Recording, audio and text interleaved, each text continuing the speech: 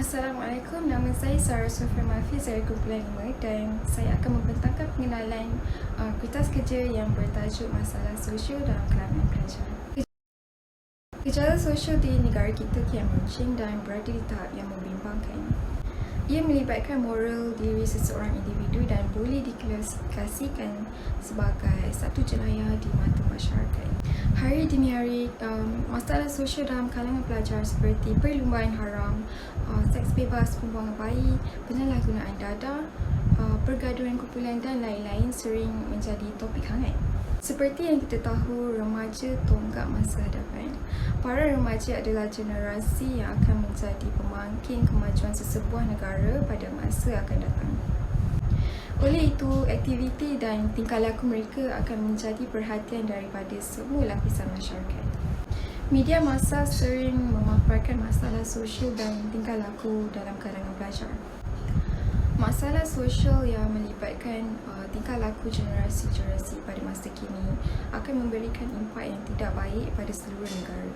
Menurut Abdul Rahim, beliau percaya bahawa terdapat banyak faktor yang mendorong pelajar hari ini untuk mengalami pelbagai gejala sosial dan antaranya ialah faktor dalaman mereka sendiri dan juga kegagalan institusi keluarga dan seterusnya ialah pengaruh rakan sebaya. Remaja pada masa kini lebih bebas dengan gaya hidup mereka. Menurut Fornes Lamborghini, sebilangan besar orang muda lebih berminat kepada kebahagiaan daripada kegiatan serius dan kebahagiaan lebih penting bagi orang muda berbanding orang dewasa. Seperti yang kita tahu, pelajar dan anak muda adalah tunjang sesebuah negara dan bakal pemimpin pada masa yang akan datang. Golongan orang muda sangat penting dan bernilai kerana mereka merupakan aset modal insan negara. Bab kata pepatah, pemuda harapan bangsa, pemudi tiada negara. Assalamualaikum warahmatullahi wabarakatuh. Nama saya Ahmad Badruddin bin Hisamuddin dari AP 248 kumpulan AP6. Saya akan membentangkan tentang faktor-faktor masalah sosial dalam kalangan pelajar dari segi ekologi keluarga dan juga sekolah. Salah satu faktor yang mempengaruhi perkembangan sosial remaja adalah disebabkan pengabaian oleh keluarga terhadap remaja. Keluarga merupakan kelompok yang paling dekat dengan remaja. Justru kegagalan untuk membentuk personaliti dari kecil akan memberi pengaruh yang sangat besar terhadap tingkah laku, sikap dan mentaliti individu dalam alam dewasa. Ibu bapa yang banyak menghabiskan masa bersama anak-anak sehingga fasa remaja, kita dapat lihat perkembangan yang sangat positif, manakala ibu bapa yang mengabaikan anak-anak dapat dilihat perkembangan mereka yang lebih negatif. Remaja akan merasa tiada sokongan dari keluarga dan ini akan merosakkan diri sendiri ketika menuju alam dewasa. Kebanyakan tingkah laku antisosial mereka juga berpunca daripada kegagalan cara gaya kehidupan dan juga pengurusan keluarga. Ibu bapa yang terlalu mengawal dan mengamalkan corak laissez-faire membuatkan anak-anak melakukan apa sahaja dan memudaratkan diri sendiri. Ini turut disokong oleh kajian yang mendapati anak-anak yang mempunyai masalah sosial kebiasaannya mempunyai hubungan yang tidak baik dengan ibu bapa dan kawalan ibu bapa yang bebas tanpa sempadan. Faktor yang seterusnya ialah dari pihak sekolah. Sekolah juga memberi kesan kepada masalah sosial orang muda. Sebilangan guru mengabaikan pelajar dan hanya memberi tumpuan kepada pengajaran. Remaja berasakan bahawa tiada halangan untuk melakukan masalah sosial kerana guru tidak mempedulikannya. Terdapat juga sebilangan sekolah yang tidak menghukum pelajar yang melakukan disiplin sehingga remaja-remaja ini berani melakukannya. Assalamualaikum, saya Farna Suha binti Muhammad Zaidi. Saya akan menerangkan tentang faktor rakan sebaya dan faktor media massa yang menyebabkan masalah sosial dalam kalangan pelajar. Rakan sebaya adalah orang yang mempunyai keinginan dan pendapat yang serupa dengan mereka. Kadangkala apa yang dilakukan oleh rakan mereka dianggap baik dan betul. Rakan mencerminkan siapa diri mereka. Bahkan remaja tersebut memilih rakan yang sesuai dengan nilai hidup mereka. Tetapi rakan-rakan juga banyak mempengaruhi diri mereka dalam memilih cara hidup dan cara remaja tersebut menilai kehidupan. Jadi, kita dapati bahawa emosi, sosial dan kerohanian membentuk anak-anak dan remaja yang terjejas oleh persekitaran terutama di sekeliling mereka. Dalam dunia kini, remaja sentiasa menghabiskan masa bersama rakan-rakan berbanding dengan ahli keluarga mereka sendiri. Dan pengaruh rakan sebaya juga memainkan peranan yang sangat penting dalam pembentukan kepribadian remaja. Ini kerana remaja terdedah kepada pengaruh nilai dan budaya hidup di sekitarnya, sama ada nilai yang baik atau yang buruk. Kecenderungan ini boleh menyebabkan masalah disiplin pada remaja yang terlibat dan seterusnya mempengaruhi rakan sebaya yang lain. Akhirnya, mereka akan lebih berani untuk mencuba perkara yang lebih buruk, mungkin bermula dengan tingkah laku yang biasa seperti memanjat pagar sekolah dan kemudian berkembang menjadi tingkah laku yang lebih serius seperti menipu, merokok, mencuri dan mengambil dadah.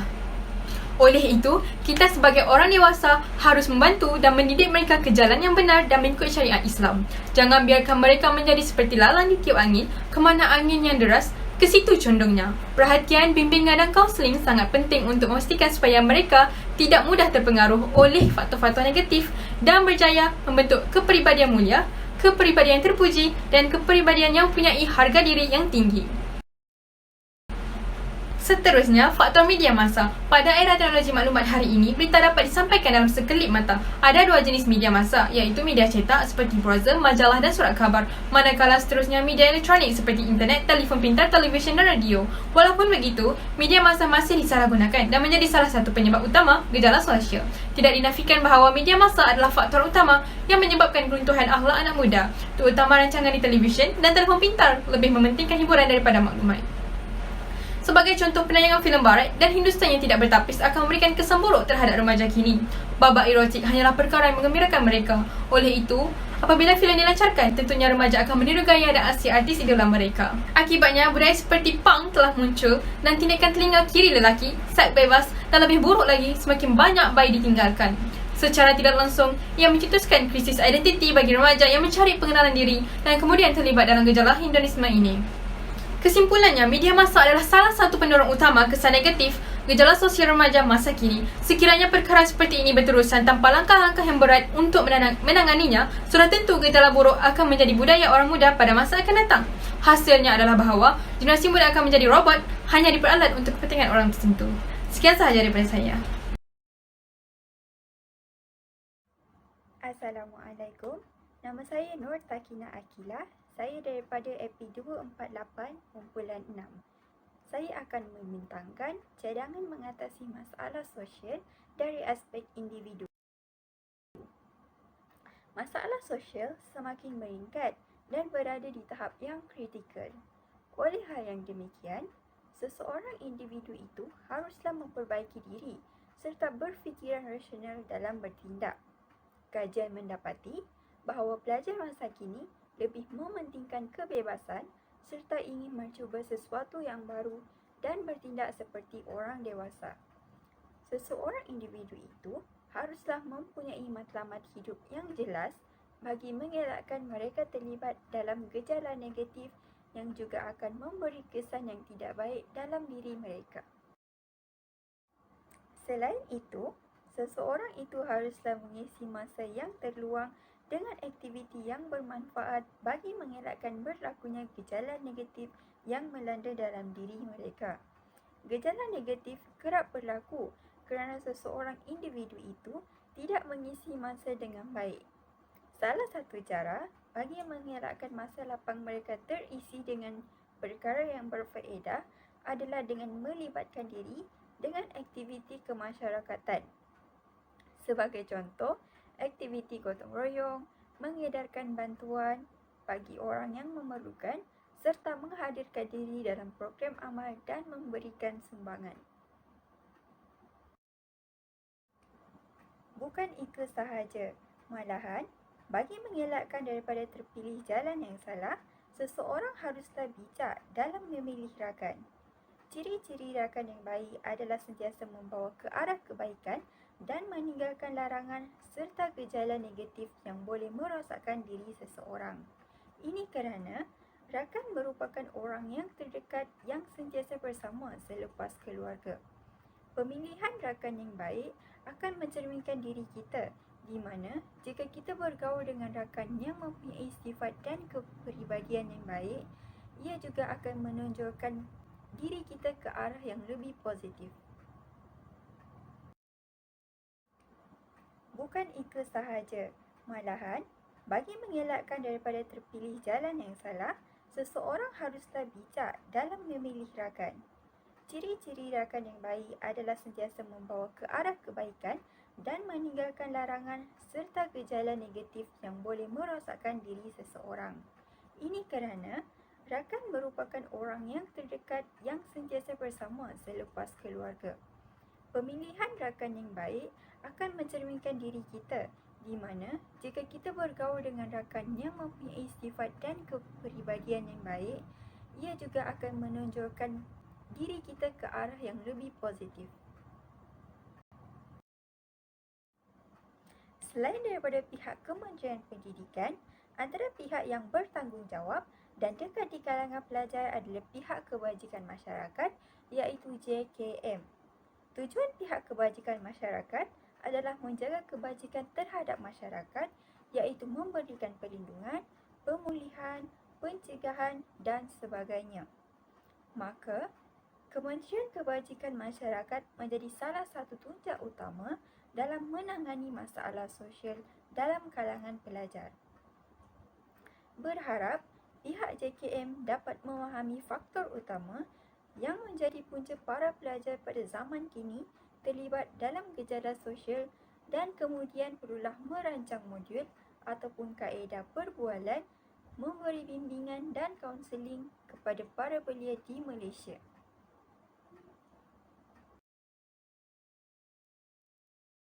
Assalamualaikum, nama saya Ifah Syairah binti Arif dari AP 248 kumpulan AP6. Saya akan membincangkan tentang sedikit cadangan pihak berwajib dan akan membincangkan tentang cadangan institusi keluarga. Antara cadangan pihak berwajib yang lain adalah pihak polis. Pihak berkuasa seperti polis dapat menegakkan aturan hukum, menjaga keamanan sosial, mencegah dan menyelidik kejahatan, menangkap dan mengadili pelaku serta mengumpulkan keamanan kapitaran. Selain itu juga, polis juga berperanan dalam meningkatkan kesedaran sivik masyarakat agar tidak turut serta dalam pengurusan masalah sosial di dalam kalangan masyarakat. Antara cadangan institusi keluarga pula, ibu bapa perlu mengawal perilaku anak-anak dan mengetahui dengan siapa mereka bergaul. Hal ini kerana rakan sangat berpengaruh dalam diri pelajar, terutamanya ketika usia mereka remaja lagi. Setiap tingkah laku mereka memberikan kesan kerana ianya dapat mempengaruhi diri sendiri, sama ada kebaikan maupun keburukan. Pepatah Melayu pernah mengatakan, carilah olehmu akan sahabat yang boleh dijadikan ubat. Cari olehmu kawan, pilih kawan yang setia. Oleh itu, pengaruh rakan sebaya merupakan penyumbang terbesar menyebabkan masalah sosial di dalam kalangan pelajar.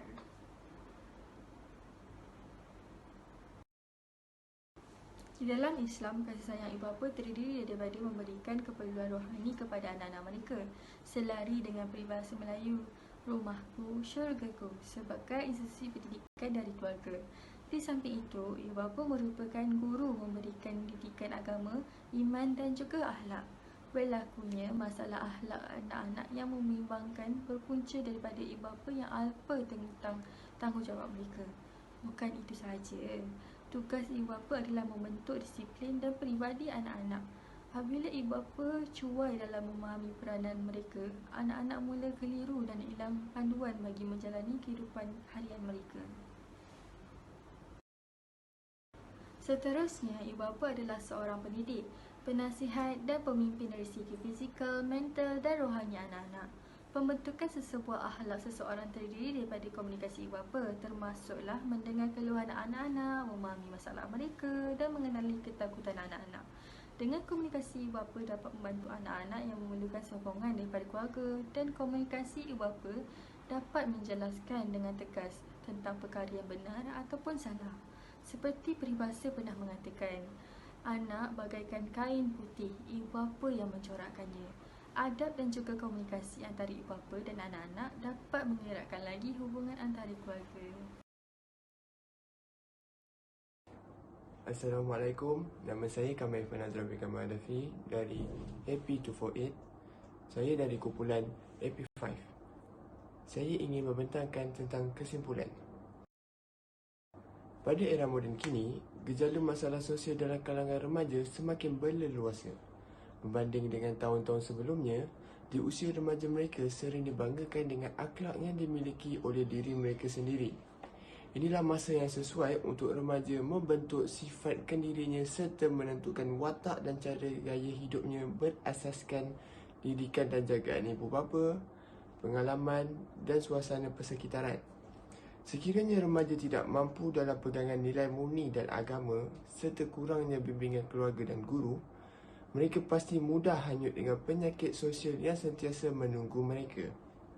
Mereka juga perlu dibimbing dengan pendekatan baru bagi membolehkan mereka memahami diri sendiri, membentuk watak, keyakinan diri dan benteng diri dalam menjauhi pengaruh dan penyakit sosial yang bakal menimpa mereka.